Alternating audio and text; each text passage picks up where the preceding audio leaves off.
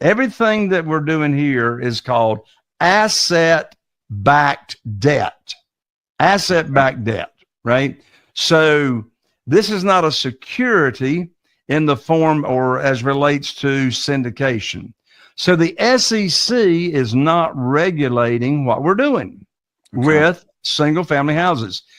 With this being an asset-backed debt, meaning we're not borrowing money unsecured.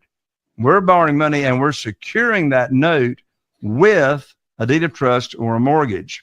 So everything that we do with single family houses is called one-offs. You've got a property that is being funded by one or two or three, whatever, private lenders. Each one of them has their own promissory note. Each one of them has their own mortgage or deed of trust. So as a result, there's no limit to the number of private lenders we can have. They do not have to be accredited. All the notes are secured by individual properties. If you're a real estate investor and are wondering how to raise and leverage private money to make more profit on every deal, then you're in the right place.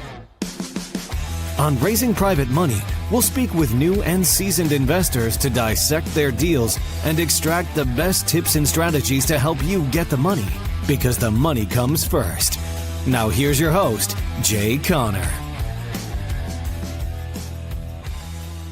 Welcome to the REI Agent, a holistic approach to life through real estate. I'm Matthias, an agent and investor. And I'm Erica, a licensed therapist. Join us as we interview guests that also strive to live bold and fulfilled lives through business and real estate investing. Tune in every week for interviews with real estate agents and investors. Ready to level up? Let's do it.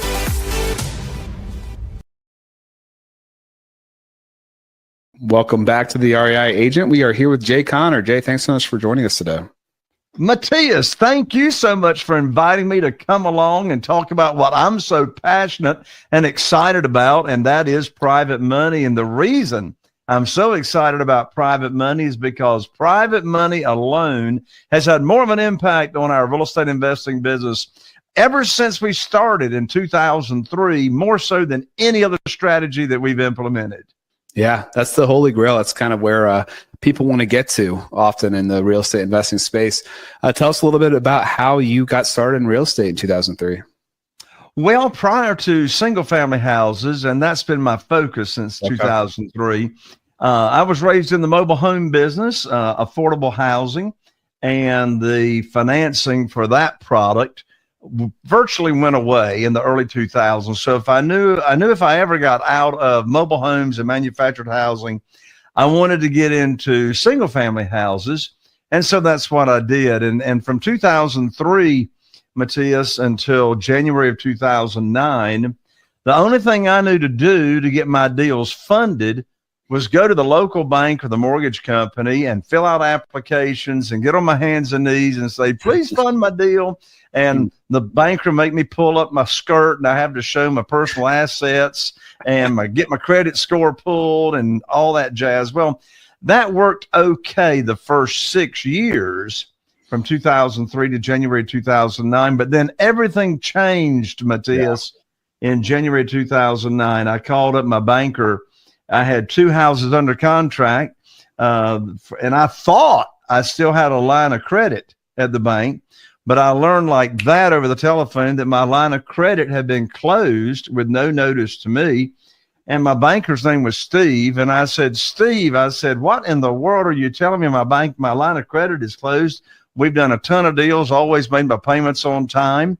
He said, Jay, don't you know there's a global financial crisis going on right now? I said, no, but you just gave me a financial crisis. I don't have a way to fund these 2 deals. And so I hung up the phone from Steve, the banker, and I thought for a moment, and I asked myself a very powerful question. I thought to myself and asked myself, who can help me with my problem? And, you know, when I asked myself that question, I immediately thought of Jeff Blankenship, a dear friend. He was living in Greensboro, North Carolina at the time, and he was flipping houses. And I called up Jeff. I told him what had just happened. And he said, well, welcome to the club, Jay. And I said, I'm not sure I want to be a member of that club. But what club are you talking about? He said, well, that's the club of having your line of credit closed by your bank. He said, they shut me down last week. I said, well, what in the world? I said, how are you going to fund your deals, Jeff? He said, well, have you ever heard of private money? I said, no. He said, have you ever heard of self-directed IRAs and how individuals can use retirement funds and move those retirement funds to a self-directed IRA company and then lend that money to us, and money we pay them, the interest we pay them is either tax deferred or tax free? I said, Jeff, I don't have a clue what in the world you're talking about. I said, what is private money? He says, well, I'm not exactly sure. He said, but there's this gentleman down in Jacksonville, Florida, by the name of Ron LeGrand, that says we can get private money. I said, well, what is it? He says, I don't know, but Ron says we can get a lot of it really, really fast. So that's when I went to my first real estate investing seminar in February of 2009. I learned about private money, and I came back and I was able to raise $2,150,000 in new funding that I didn't have since being cut off from the bank. And, Matthias, since that time, I've never missed out on a deal for not having the funding. $2 million in 2009 when the world was crashing. Yes. Yes. That's impressive. That's very impressive. Well, and I wasn't dealing with institutional money. So you see, all these private lenders I'm talking about, there's a few interesting things about them. Number one, they'd never heard of private money. They didn't know what private money was. They were not already private lenders. They'd never heard of self-directed IRAs. So what did I do? Well, the first thing I did was I put my opportunity together that I was going to offer people, first of all, in my own connections, my own network. So I got my mindset right. People ask me all the time, Jay, how do you get started raising money? I said, well, the first thing you got to do is own the real estate between your ears, get your mindset right. So this whole world of private money, Matthias, that we're talking about it's a 180-degree shift from the traditional way people think about borrowing money. Most people think when you borrow money, whoever's loaning the money makes the rules. They think that whoever's got the money to loan is going to set the interest rate, is going to do the underwriting, is going to set the length of the note and all that. And so this world of private money, we turn that upside down. So we are our own underwriter. Instead of asking for a mortgage, we're offering an opportunity. So what did I do? I just went about, I put on my teacher hat, Matthias. My teacher hat says private money teacher. Private money teacher. So I just went about sharing with people I go to church with, people in my own network, what this world of private money was all about, and showing them how they can earn high rates of return safely and securely.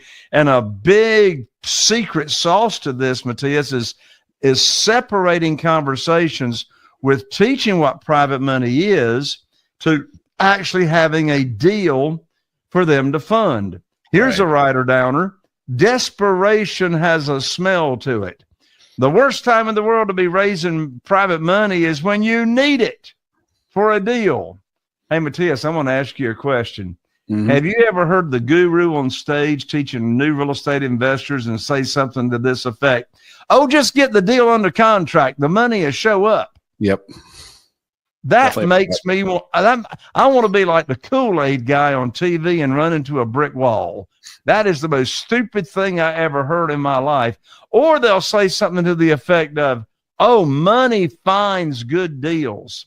Well, now, come on. You get a deal under contract. Is money going to just fall out of the sky in a big old box of money, show up on your front doorstep? No.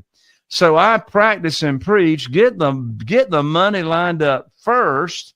There's always going to be deals. So another big secret sauce to this, Matthias, is separating conversations, as I just said, between sharing the opportunity, teaching the opportunity, what kind of rates do I pay, how are they protected, et cetera, and then having a deal for them to fund. So, Matthias, whenever you cue me up here in the show, I will share with your audience the exact script. I call it the good news phone call. The exact script as to how I get my deals funded 100% of the time by my private lenders without ever asking or pitching the deal. I love it. It must be good, because I'm still kind of shocked that you were able to raise that much money when the real estate world was crumbling. Because I know it's not institutions; they may not have been lending, but I would imagine there was a mass amount of fear, and that it would be harder to convince people into giving their savings, giving their self-directed IRAs to real estate when it felt like the world was falling in that realm. So. Kudos to you. So let's go ahead and hear it. I'm got a bunch of money in my IRA. Tell me why I should invest with you.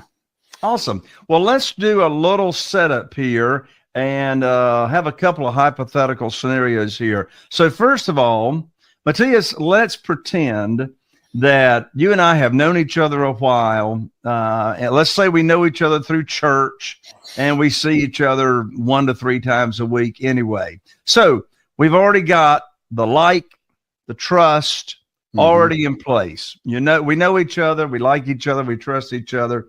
So we've known each other for some time. Secondly, let's hypothetically suppose that you have $150,000 in a 401k. And let's say that's with a previous employer. And it's still sitting over there in their plan in the stock market. And, it's volatile. It goes up and down. Let's also hypothetically suppose that I have shared with you how this program works. I'm going to pay you 8%. There's no origination fees. You never even heard of origination fees because you haven't been a private lender. You haven't been a hard money lender. Mm-hmm. And let's also, and so how the program works. I'm not going to borrow more than 75% of the after repaired value. I didn't say 75% of purchase price, 75% of the after repaired value.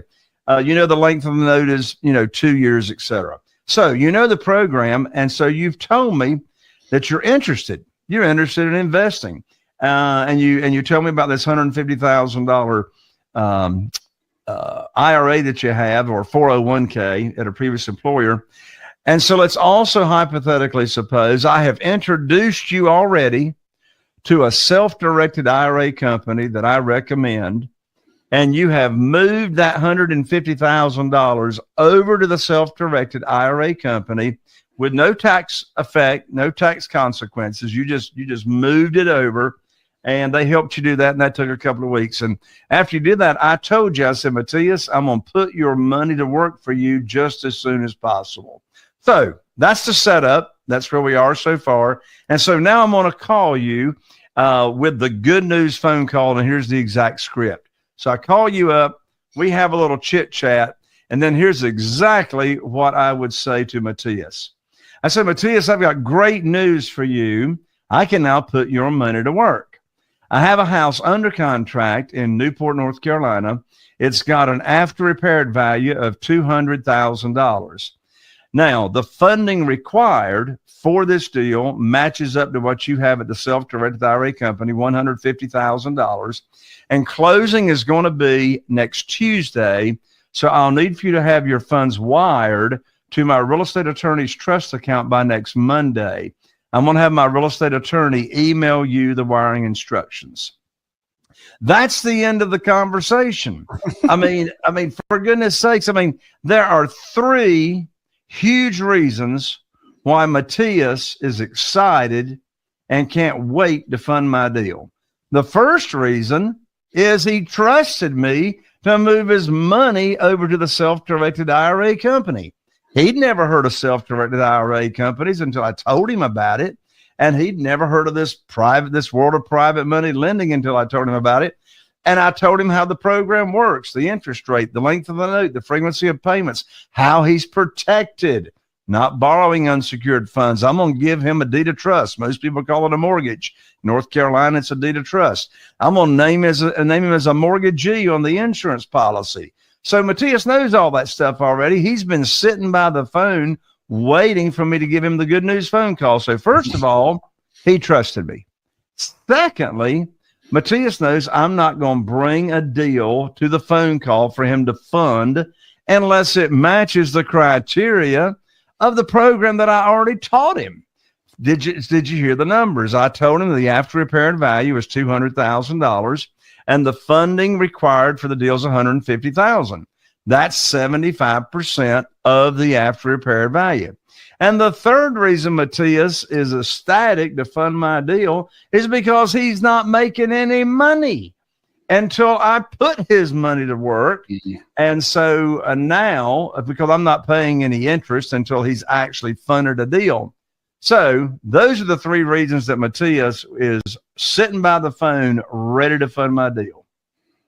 That makes sense. Yeah. I mean, is it difficult? I mean, I guess you'd almost have to be able to guarantee a deal fairly quickly, because I would imagine somebody wouldn't want to have their money not earning any interest for months, waiting around for something, right? Exactly. I mean, that's one of the first questions a new private lender is going to ask is, how fast can you put my money to work, right?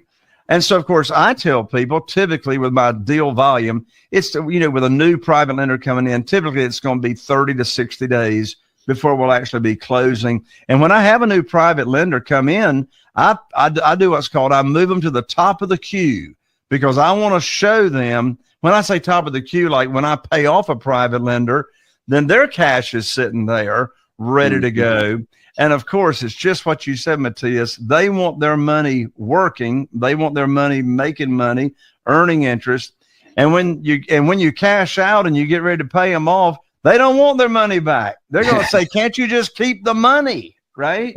Right. And the answer is no. I can't keep the money unless I can secure it.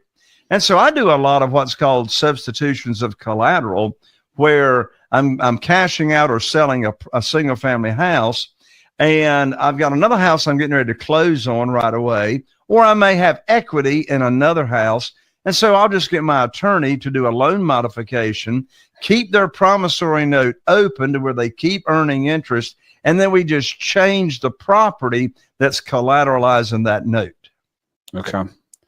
And can you put multiple private lenders onto one property? Absolutely. So now what we have is what we call total loan to value. So total loan to value. So, I don't borrow more than 75%. And all of my members of my private money community and students, they do the same thing. We're not borrowing more than 75% of the after repaired value. So let's use that same example of the after repaired value of $200,000. And so in the example we went over, you were my only private lender at $150,000. Well, with a total loan to value of 75%, I can have one private lender in first position, say at $100,000. I can have another private lender in a second lien position, say with $50,000. So I'm going to add the $100,000 to the $50,000. That's a total of $150 divided by 200 after repaired value is still a total loan to value of 75% of the after repaired value. Okay. Yeah, that makes sense. And yeah, I was curious too. Now, one of the things that's beautiful about, like you had mentioned this, like you're making the rules. I mean, you're creating these scenarios and offering them to people. One would expect if they were getting a mortgage that they'd be making monthly payments. But that doesn't have to be the case. In this circumstance, if you're flipping the house, for example, it could be that they get their payment upon completion with, totaling up the interest. Are you, in this scenario, are you paying them monthly? It depends on the private lender and their objectives. So I have some private lenders that are elderly and they're not using they're not using IRA funds. They're using liquid investment capital, and they want the interest that it earns to supplement their income. So if the private lender needs monthly income to supplement their income, then I pay them monthly. That's fine. I've got a lot of private lenders that are using retirement funds, and they move their funds over to the Self-Directed IRA company that I recommended. And so I'll pay them either quarterly or semi-annually. Some, they don't care if I'm doing a flip and I'm going to be in and out of that maybe in 9 months or so. Then, as you just said, we can let the interest accrue and not make any payments. But let's follow the cash flow on that. Let's say that I have a private lender, and they require and they need monthly payments to supplement their income. Well, let's stop and think about this. You see, I'm bringing home a big check every time I buy, and it's going to be a renovation or a rehab. So let's go back to that scenario of an after repaired value of $200,000. I'm borrowing up to $150,000. Well, if that home needs a renovation, say $30,000, $35,000, I'll buy that property all day long for $100,000, 50% of the after repaired value, because it needs renovation. Well, let's follow the cash. $150,000 comes wired into my real estate attorney's trust account. Most states use a title company. Here in North Carolina, we use real estate attorneys. So the $150,000 is wired to the trust account. Well, $100,000 of that $150,000 is going to go to the seller of that property. So now what do we have? We have this thing called excess cash to close. And for all of you all that are real estate agents and realtors, you know what excess cash to close means. That means there's excess cash sitting in that a trust account that's now going to come to me, the buyer of that property. So in that scenario, I'm bringing home a $50,000 check, less some closing costs. Now, the majority of that check is going to go towards the renovation. But let's stop and ask this question. Notice, I did not take any of my own money, the buyer, to the closing table. I'm picking up a check, right? Here's the question. Who wants to get paid to buy houses, right? And so here's a writer downer and a good double check. If you are doing a renovation and a flip, if you can't bring home a big check when you purchase the property, you're paying too much for the property. And you can sometimes get that with the bank. Maybe not a big check, but sometimes you can get that. I've had that a couple times, but it's a lot harder, and you probably can't get 75%. They'll probably be a lot more conservative, just depending on who you're working with. That's right. But yeah, that's awesome. So like you were saying, $100,000 purchase, $35,000 in. So you still have $15,000 there that you're making interest payments with, if you're doing it monthly, quarterly, whatever. That was the point of the story. If I'm making monthly payments to them initially, whose money am I using to make their monthly payments? I like it. I mean, let's stop and think about this. I buy a property. I take no money to the closing table. I bring home a check, and I use the private lender's money to make their monthly payments. I mean, it doesn't get any better than that. And if anybody's scratching their head, it all makes sense then once the property is sold, right? So then you are able to pay back their principal in total, like the 150, right? That's right. That's right. So there might have been, I can't do the math here quickly, but you might have paid them another $5,000, $3,000, whatever in interest. And then you'll have that additional 150 back to them. So they will in turn get their whole 8% back. It's just the way the cookie crumbles. You're able to use their funds to pay that interest until that you realize the plan overall. I love it, because you could also refinance. You could put it on to a traditional mortgage in theory, right? You could do what's called the Burr method if you wanted to at that point, right? And let's say the interest rates on a secondary market, product is going to be less than 8% and it's 6%. Just to throw that out there. You could, in theory, then also put it onto a regular mortgage and then pay them back, and then have a property that you keep instead of selling it. That's correct. And that brings up a good point right there, Matthias. In this world of private money, and remember, I'm not talking about hard money. This is not institutional money. And by the way, I'm not poo-pooing hard money lenders. Some of my best friends are hard money lenders. And they use my techniques to go raise more money from their investors to invest in their fund that they turn around and loan out to real estate investors. So if the math makes sense, you can still do the deal, of course. Sure. But what's interesting is I got 47 private lenders, and not one of them ever heard about private money or self-directed IRAs and this world until I put on my teacher hat and exposed them to them. Which reminds me, Matthias, there's three categories where you can find private lenders. Where are these people? Where are these private lenders or potential private lenders? Well, the first category are what I call people in your own warm market, your own connections. Where do you go every day, every week and see the same people, right? So they're in your cell phone, right? You go to church with them, you play golf, they're your coworkers, any of those connections. The second category of private lenders are what I call your expanded warm market. Because if you want to scale your business and do multiple deals simultaneously, you're going to run out of your own contacts sooner or later. So how do you grow your own network very, very quickly? Well, I can tell you one very, very quick way to grow your network is join your local BNI, Business Networking International. I mean, every city and small town has got a BNI, and I have raised millions of dollars by being an active BNI member. The third category of where you find private lenders are existing private lenders. Mm-hmm. These are ordinary people, just like you and me, that are already loaning money out to real estate investors, either using investment capital or using retirement funds. Well, did you know over 70% of account holders in self-directed IRA companies want to loan you money? They want to be a private lender. They are already a private lender, but there's one little caveat to that. Instead of putting on your teacher hat, you're not going to teach those people about private money. They already know what it is. So now you're going to have a negotiation conversation versus a teacher-student relationship. And I'd much rather be a teacher than a negotiator. Sure.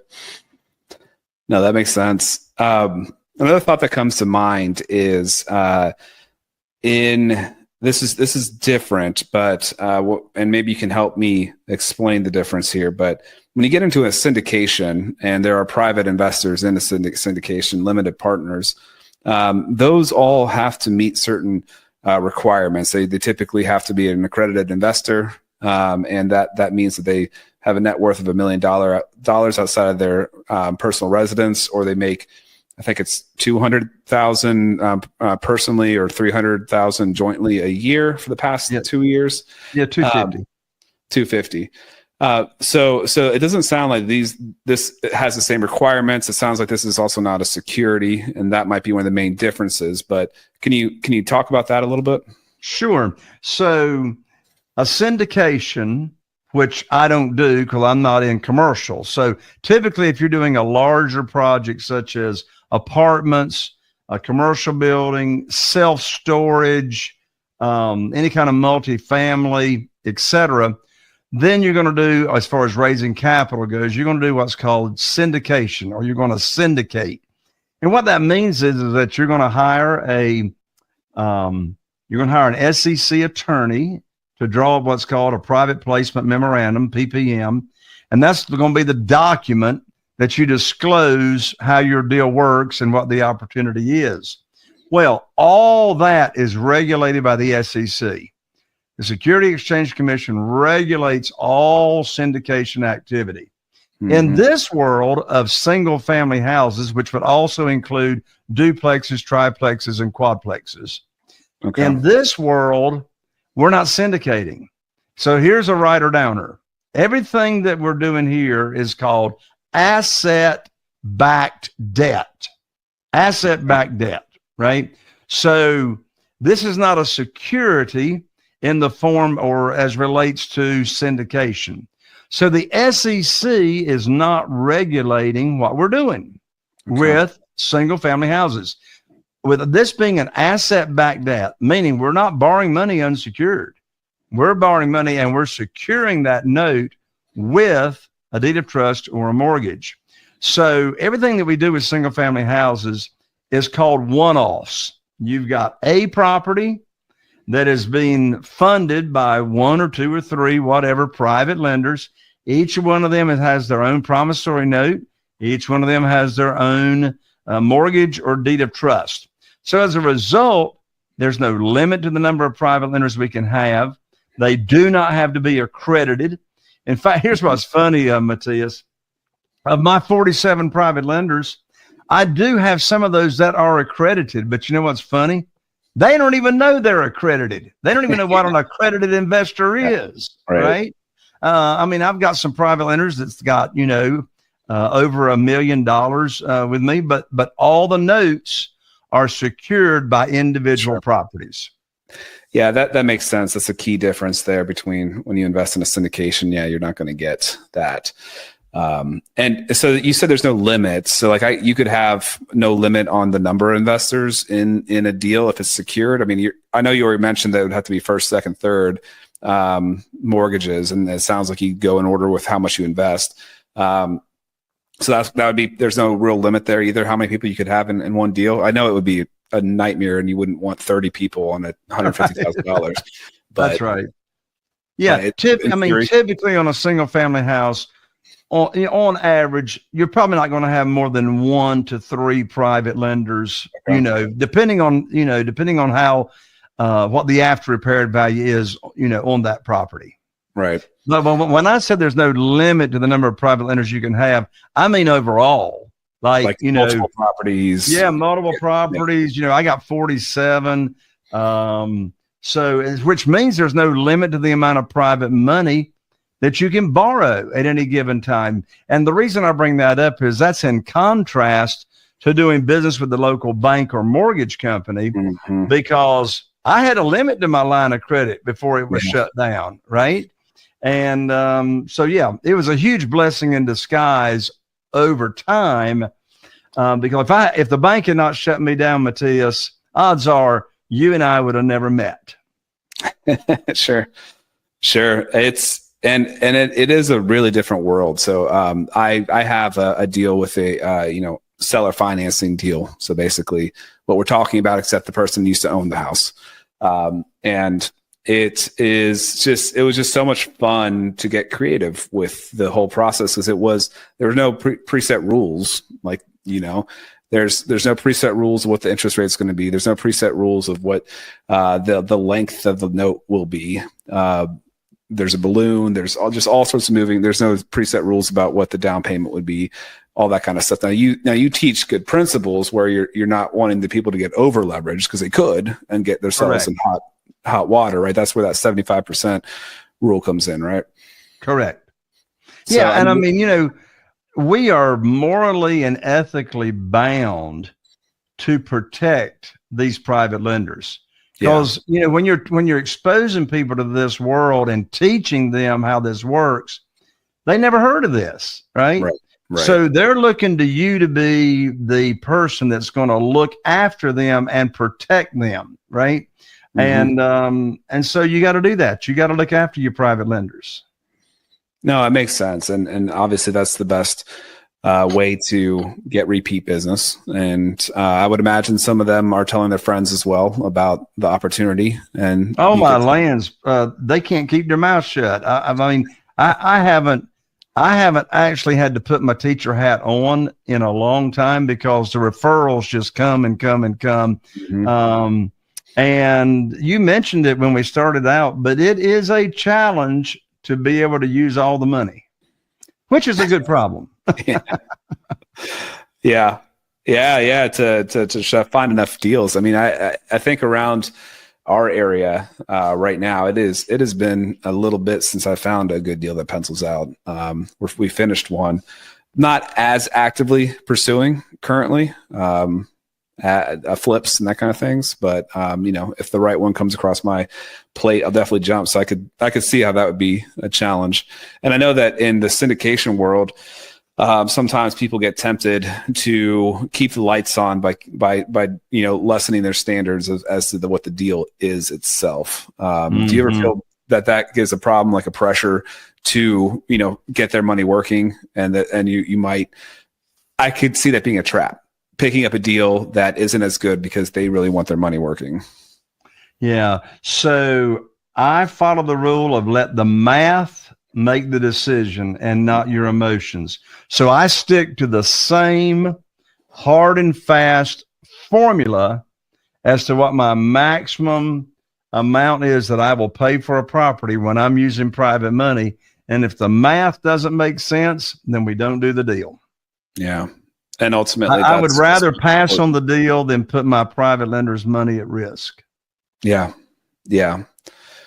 Absolutely. That makes sense. But no, that's super interesting. I think that there is definitely a big, I think what could be cool for people, and one thing that you probably do talk to people about as well, is that if they are heavily invested in stocks, want to have some diversification, want to get into real estate, they don't want to be a flipper, they don't want to be an active property manager, they don't want to do all the work involved with it, this is a great way to diversify their portfolio.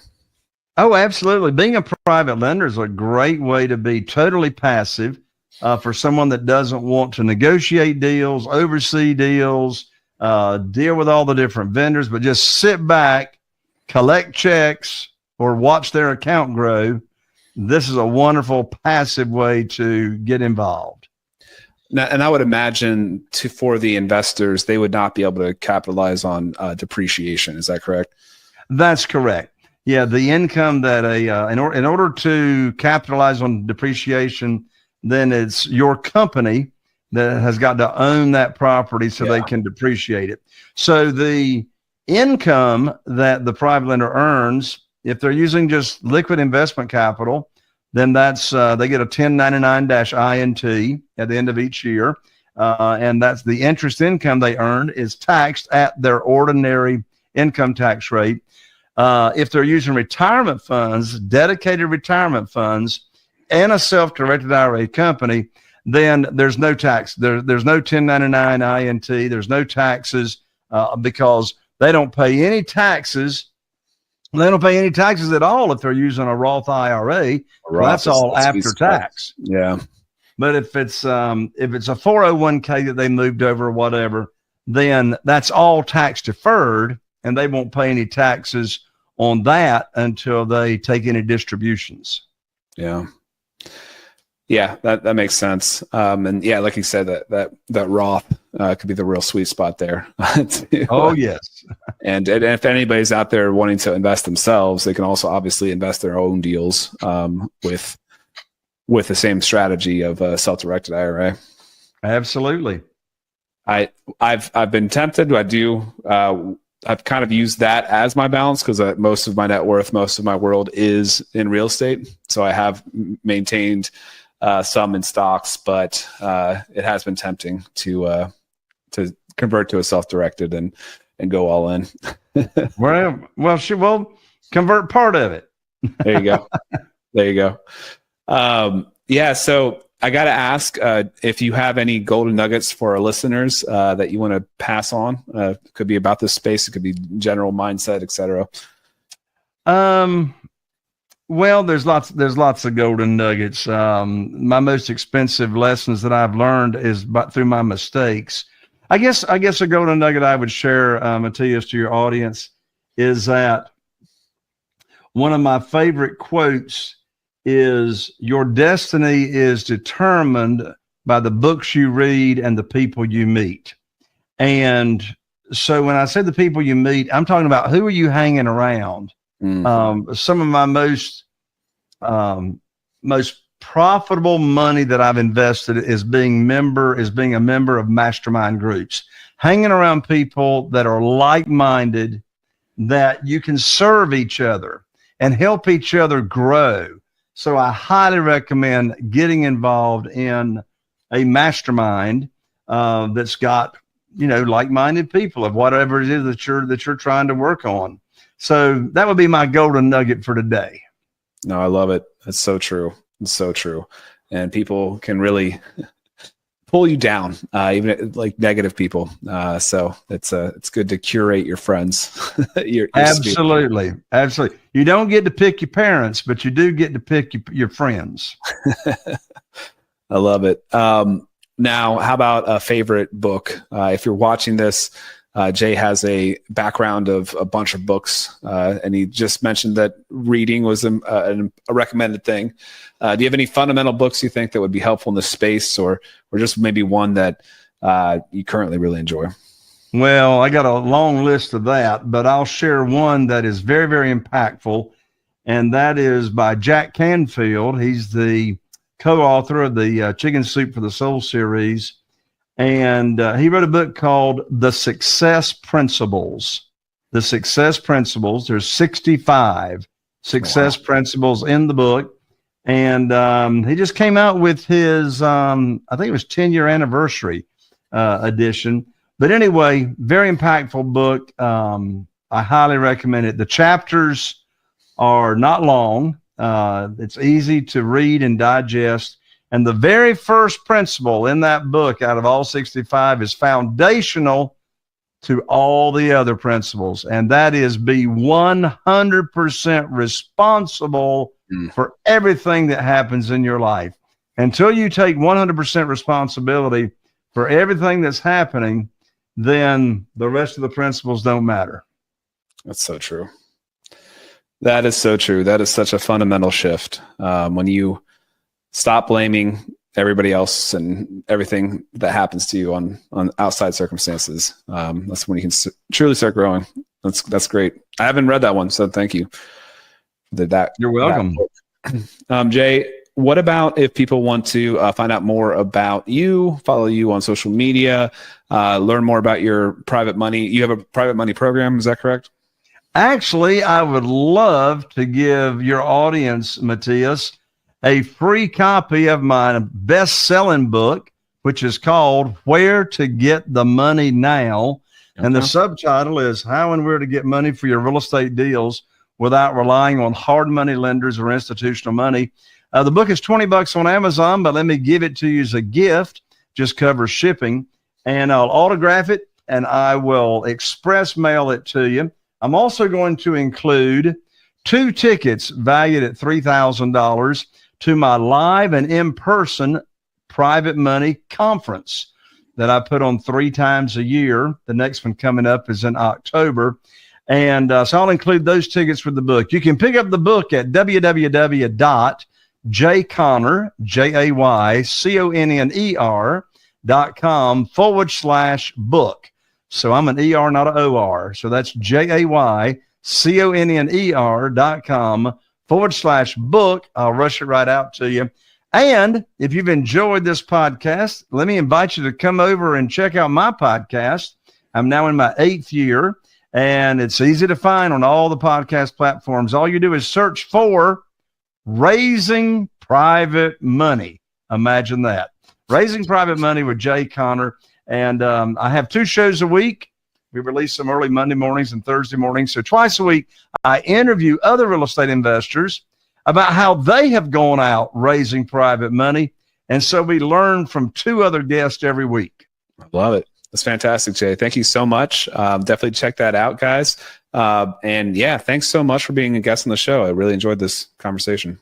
Matthias, thank you so much for having me, and God bless you. Thanks for listening to The REI Agent. If you enjoyed this episode, hit subscribe to catch new shows every week. Visit reiagent.com for more content. Until next time, keep building the life you want. All content in the show is not investment advice or mental health therapy. It is intended for entertainment purposes only. Are you feeling inspired by the knowledge you gained in this episode? Then head over to jayconner.com/moneyguide. That's jayconner.com/moneyguide. And download your free guide that shares 7 reasons why private money will skyrocket your real estate investing business right now. Again, that's jayconner.com/moneyguide to get your free guide. We'll see you next time on Raising Private Money with